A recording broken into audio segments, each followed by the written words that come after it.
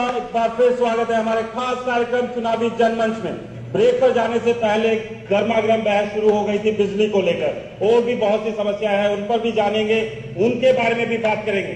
जी, मैं ये कह रहा हूँ, मेरा गांव बालंद है। अब 7-8 साल से 100 एकड़ जमीन भाई राजेश की जाके देख लेगा। ऐसे कैसे पड़ी है? पॉलिटिकल सेक्रेटरी प्रोफेसर वीरेंद्र मेरे गांव का है।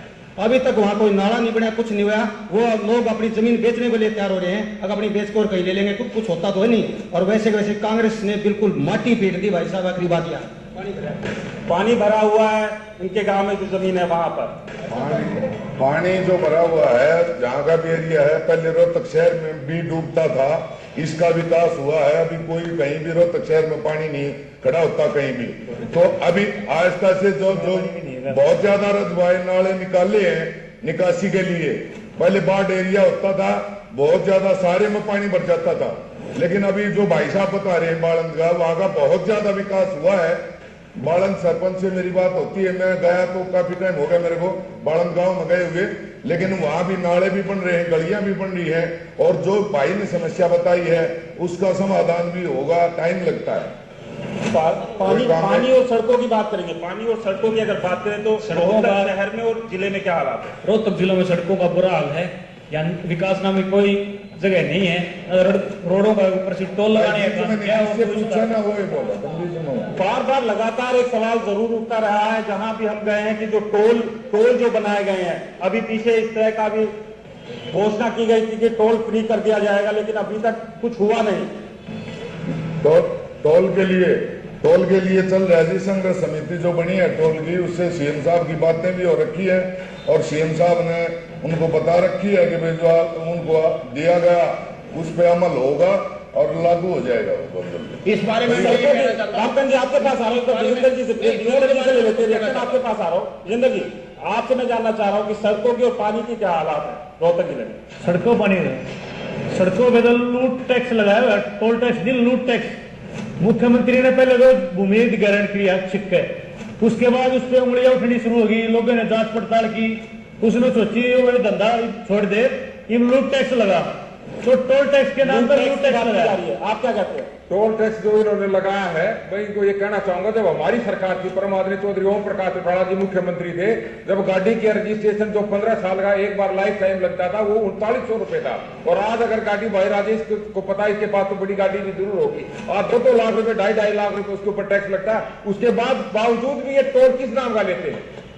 नहीं, मैं इसके बारे में गाड़ियों के ऊपर टोल टैक्स है तो उसके बाद भी टोल टैक्स के बारे में मैं जो और बात कहना चाहता हूँ, आप खुद मतलब आपने भी दिल्ली अगर राजधानी देखी होगी, दिल्ली में इतने सारे पुल हैं, इतने सारे रोड हैं, और वहां पे पूरी दिल्ली में कोई भी टोल नहीं है, एक भी टोल वहां पर नहीं है। और यहाँ पर जो सेंट्रल गवर्नमेंट से मदद लेकर ये जो रोड बनाई गई, जिसको डेवलपमेंट कहा जाता है, जिसको विकास कहा जाता है, जो बिल्डरों के लिए कही गई, उसके बावजूद वहां पर जो रोहतक में घुसने के लिए जो टैक्स देकर घुसना पड़ता है, चाहे वो झज्जर रोड से घुसे, चाहे वो टोल टैक्स नहीं लिया जाता।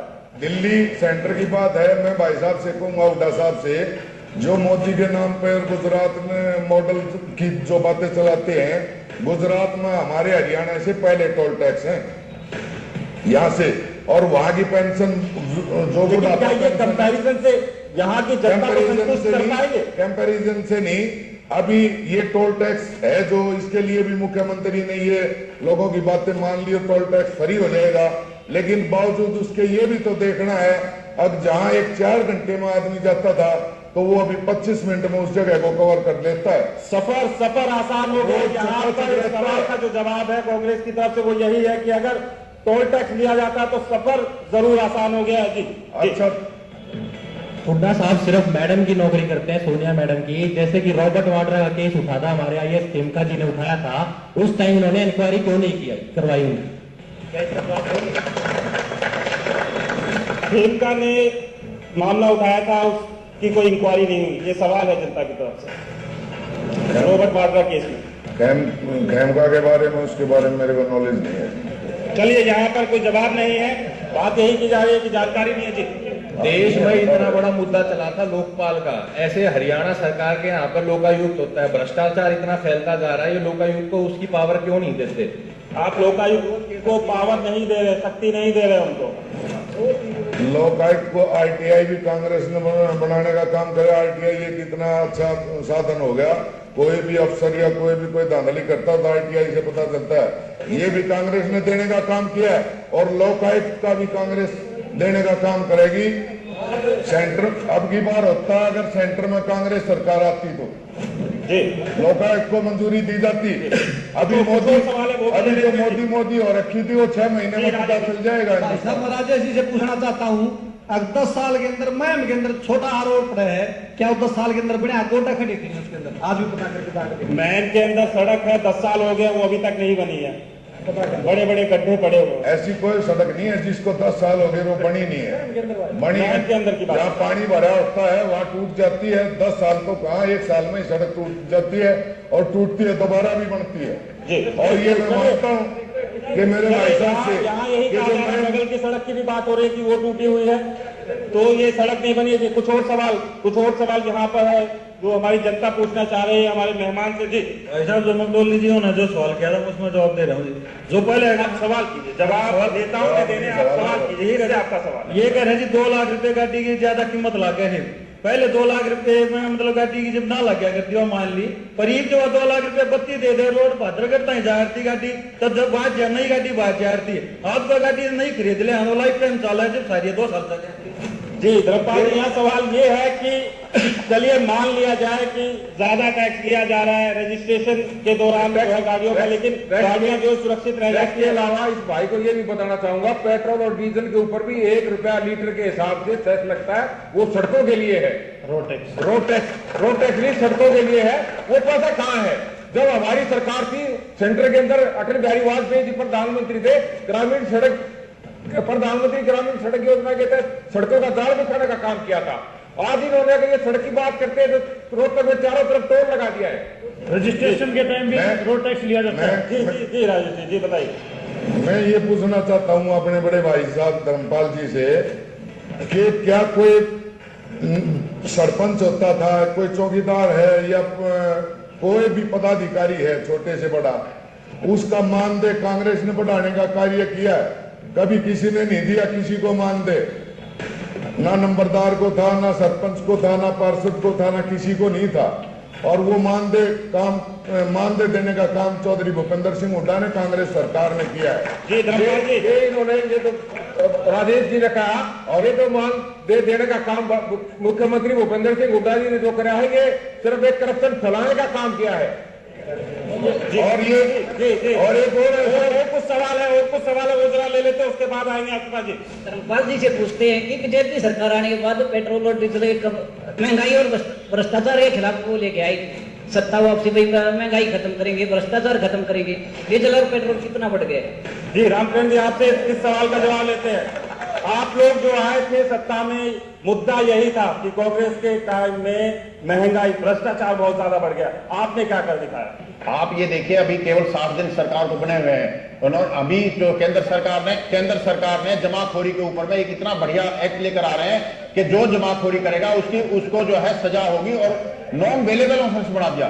जैसे जो जमाखोरों का इन्होंने 10 साल तक केंद्र सरकार में रहते हुए उन्होंने कभी ध्यान नहीं दिया, और आज हमारी सरकार ने पहले 60 दिन में ही एक केंद्र में एक बिल लेकर आ रही है। अब जो जमाखोरी होगा, अगर एक निश्चित अगर उससे ज्यादा सामान रखेगा तो उसको ऊपर में नॉन वेलेबल उसका ऑफेंस होगा।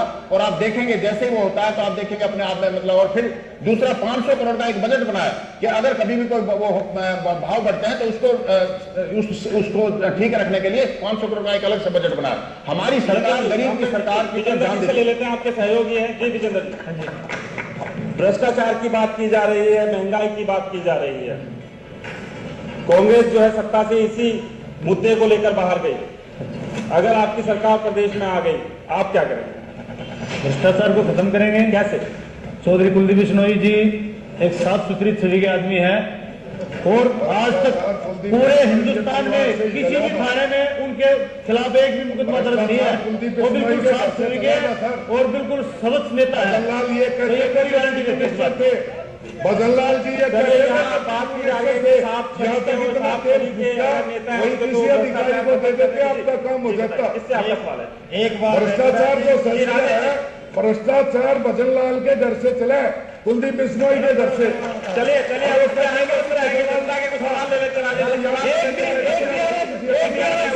बता दो। 1 मिनट जी, बदलाव जी के ऊपर एक भी आरोप रहे हैं कि नंबरदारों का ये और मुख्यमंत्री के ऊपर कितने आरोप हैं जो चले राजेश जी आपसे सवाल है, विजेंद्र जी, राजेश जी आपसे सवाल है। राजेश जी ने कहा कि नंबरदारों का ये जो महापुरुषों का मान है कांग्रेस ने बढ़ाया है, इस समय सिर्फ जो डा साहब के भाई नंबरदार हैं उसका मान बढ़ाया है, हो रहा है। अपने नजदीकियों को फायदा पहुंचाने का आरोप है आपके ऊपर। ऐसा जी नजदीकियों को नहीं, ये एक मेरे भाई ने जो बात कही ना, ये थोड़ा सा गुस्से में हो रहे थे, वो ठीक हो गया, हंस लिए। ये कोई बात नहीं, नंबरदार उसके परिवार में सीएम साहब गए हैं।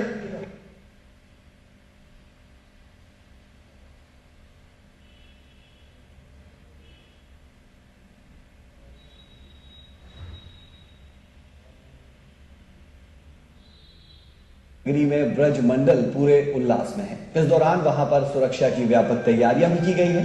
देश दुनिया के भक्त मथुरा में भगवान के प्राकट्य का साक्षी बनने के लिए ब्रज क्षेत्र पहुंचे हैं। जी हाँ, कृष्ण जन्माष्टमी पर कान्हा की नगरी में ब्रज मंडल पूरे उल्लास में है। इस दौरान यहाँ पर सुरक्षा को भी खासा तवज्जो दिया गया है और सुरक्षा व्यवस्था के पुख्ता इंतजाम किए गए हैं। देश दुनिया के भक्त मथुरा पहुंच रहे हैं और भगवान के दर्शनों के लिए यहाँ पर लाइनों में भी नजर आ रहे हैं। चुनावी जनमंच में ब्रेक पर जाने से पहले बात हो रही थी मानदेय को लेकर। जी, मैं इस समय आप कुछ कह रहे थे। मेरे भाई राजेश ने अभी कहा कि मान सम्मान इज्जत से इनका संबंध था, इनसे मतलब इज्जत से था, इज्जत बढ़ाई है।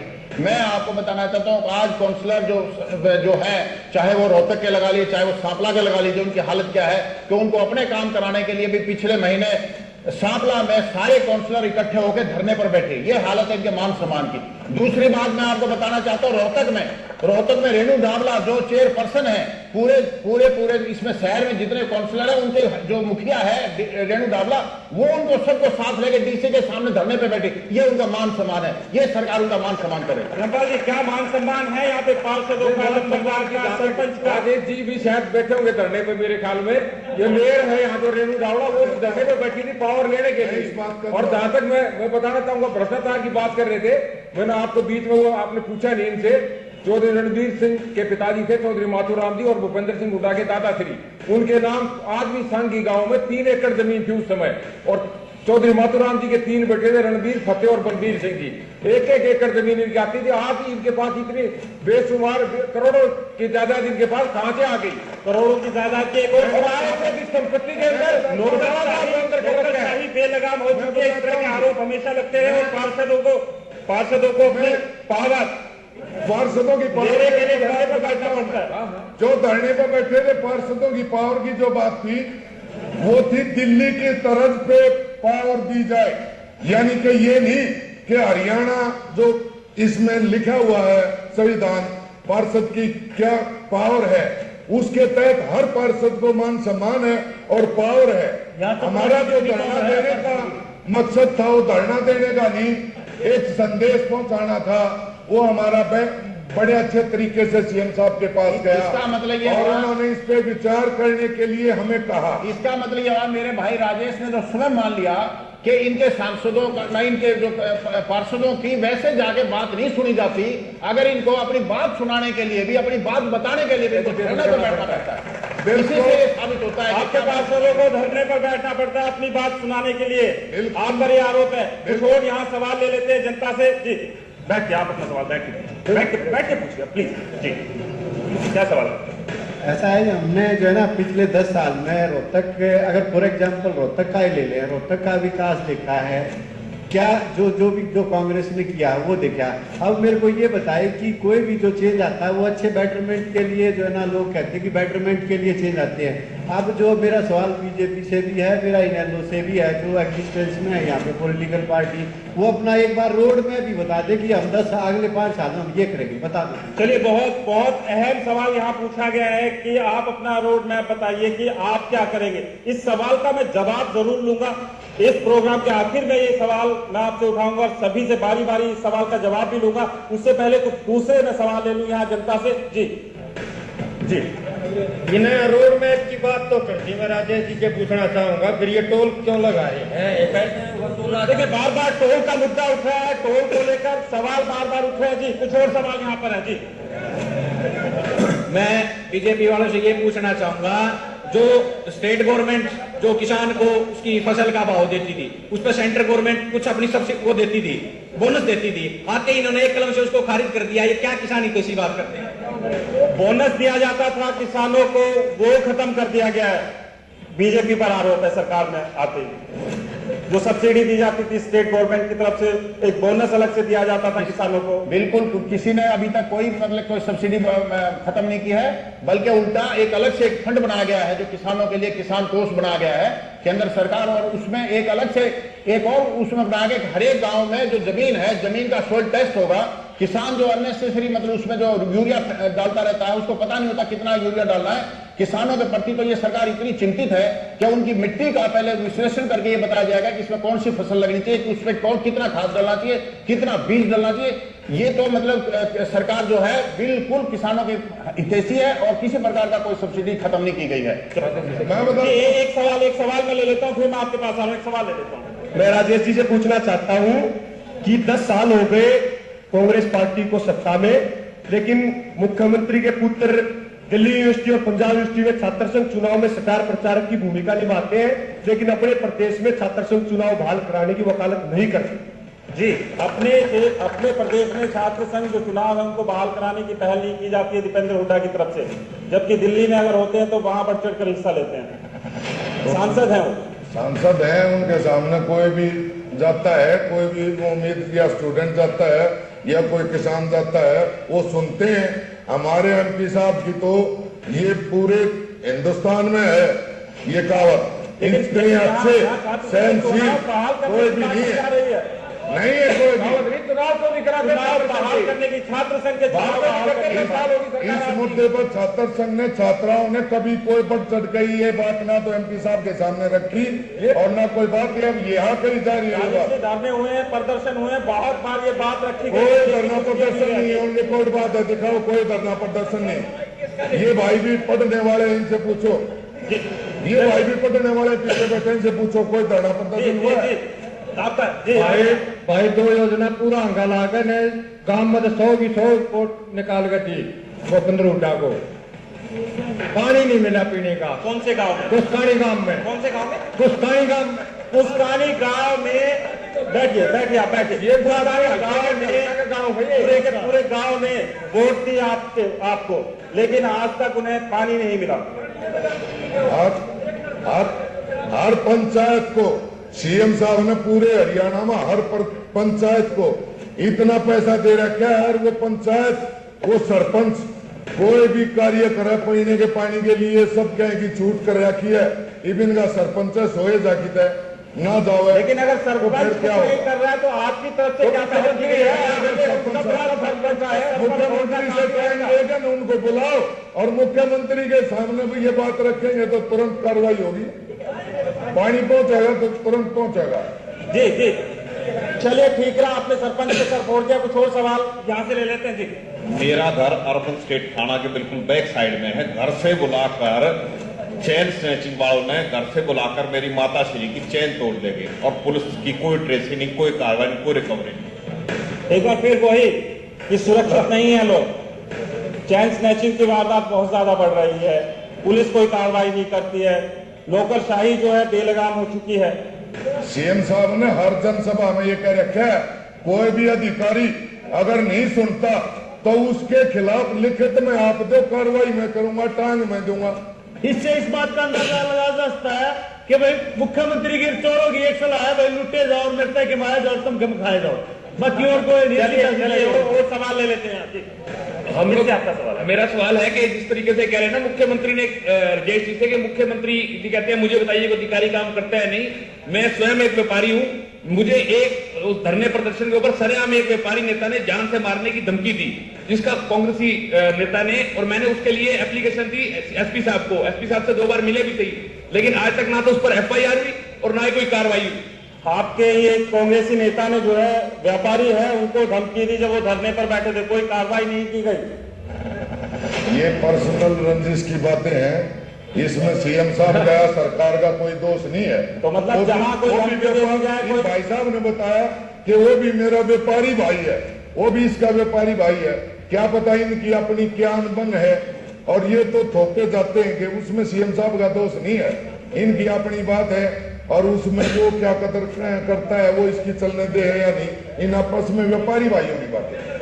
अभी चलते चलते एक सवाल यहाँ जनता ने पूछा था, वो सवाल पर आऊंगा और एक एक कर अपने नेताओं से जानने की कोशिश करूंगा। अगर उनकी सरकार बनती है तो क्या रोड मैप रहेगा, किस तरह से विकास वो करेंगे, बहुत कम शब्दों में। रामकरण जी आपसे शुरू करेंगे। हमारी बीजेपी की जब सरकार बनेगी तो हमारी हर नीति गरीब के लिए होगी, गरीब के प्रति हमारे जवाबदेही होगी, और कोई भी हमारी जो भ्रष्टाचार की बात करते हैं और जो मतलब लॉ एंड ऑर्डर की बात करते हैं वो हम इस तरीके का देंगे जिसमें वाकई में मतलब गरीब जनता और सब समाज ये महसूस करे कि हाँ वाकई में कोई एक ऐसी सरकार बनी है जो गरीब की हितैषी है।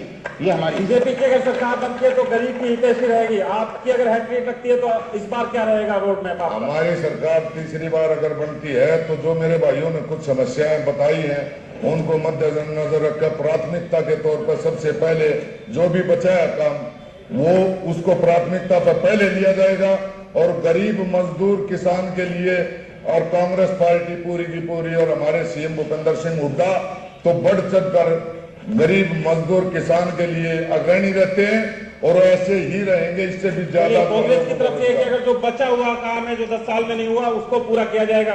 धर्मपाल जी अगर हमारी सरकार अगर बनी तो पहले अतीत में भी हमने तो काम करके दिखाया था, परमादनी चौधरी देवीलाल ने भी काम किया, पर ओम प्रकाश चौटाला जी ने भी काम किया, और जितनी आज ये 10 साल के अंदर हरियाणा पीछे चला गया इसको हम आगे ले जाने का काम करेंगे। स्वास्थ्य की जो मेडिकल कॉलेज के अंदर जो सुविधाएं हैं उन्हें बहाल करने का काम करेंगे। मशीनें हमने लगवाई थी, इन्होंने तो वहां सिर्फ टाइल और पत्थर लगाने का काम किया, एक भी मशीन इनके टाइम पे नहीं। चौधरी देवीलाल और ओम प्रकाश 10 साल में जो पीछे बनाने का काम किया था आगे लाने की कोशिश करेंगे। पूरे हरियाणा प्रदेश के अंदर छत्तीस बिरादरी का विकास करने का काम करेंगे। साहब की सरकार हमारे पार्टी यो तो बच जाएगा, ट्रायल लॉन्ड का रह गया। जी विजेंद्र जी क्या आपका रोड मैप रहेगा विकास को लेकर? यहाँ की राजेश जी आपसे जवाब दे यहाँ का चौधरी खत्म हो गया। चौधरी कुलदीप बिश्नोई ने हर वर्ग के लिए डाटा तैयार किया है, ऐसा बेरोजगारी के ऊपर है, प्रदेश में कितने बेरोजगार हैं उनको हर घर को एक रोजगार दिलाने के काम। तो चलिए ये था हरियाणा से रोहतक जिले से हमारा खास कार्यक्रम चुनावी जनमंच, जहां की जनता ने अपने नेताओं से सवाल किए और नेताओं ने जवाब भी दिए। और अगर उनकी सरकार आती है तो कोई गरीब के हितैषी रहेंगे, जिनके 10 साल में काम पूरे नहीं हुए उनको वो पूरा करेंगे, जिन्होंने 10 साल पीछे कर दिया अगर इन लोगों की सरकार आती है तो वो आगे बढ़ाएंगे। और भाजपा की बात करें तो वो भी विकास के काम करेगी।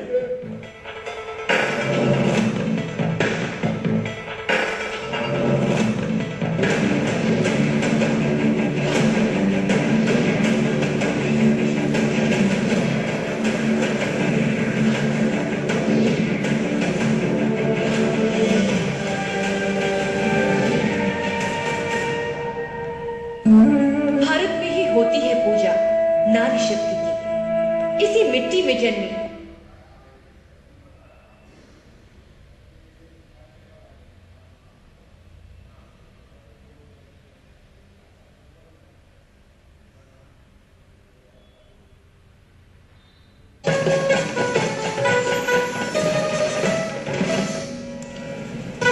चंडीगढ़ में हुड्डा कैबिनेट की बैठक जारी, कई अहम मुद्दों पर होगी चर्चा, मंत्रिमंडल लगा सकता है कई फैसलों पर मुहर।